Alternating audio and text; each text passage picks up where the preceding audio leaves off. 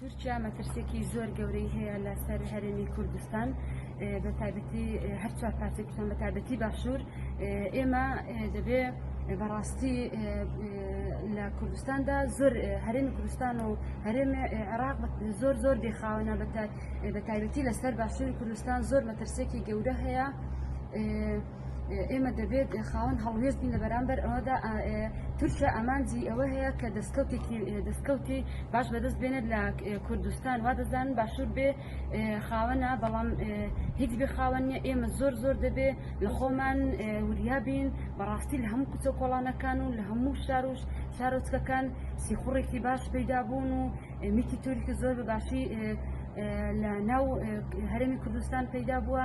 ئێمە دەبێت بە دەرگا قوڵانەکانی خۆشمان زۆر بەباشی بترسین. بەڕاستی سیخۆڕ وای کردووە ئێمە لە ماڵەکانی خۆشمان بترسین. بۆیە لە تورکیا لەگەڵ هەرێمی کوردستان بە 50 کیلۆمەتر قوڵایی چۆتە ناو هەرێمی کوردستاندا.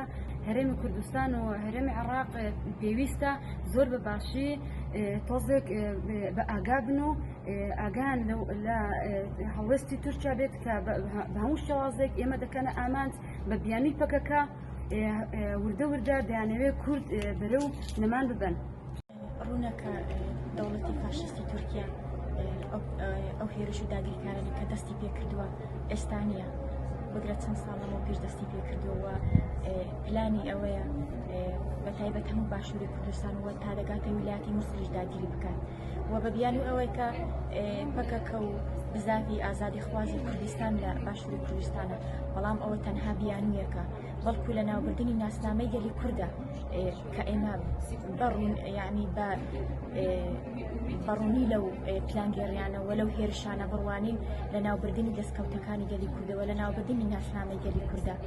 بۆیە ئێمە وەکو گەل لە باشووری کوردستان پێویستە ئێمە دوورتر بڕوانی لەو هێرشانە وەقوتر بڕوانی لەو هێرشانە، چونکە هێرشەکان گەشتۆتە ئاستێک کە یعنی هەموو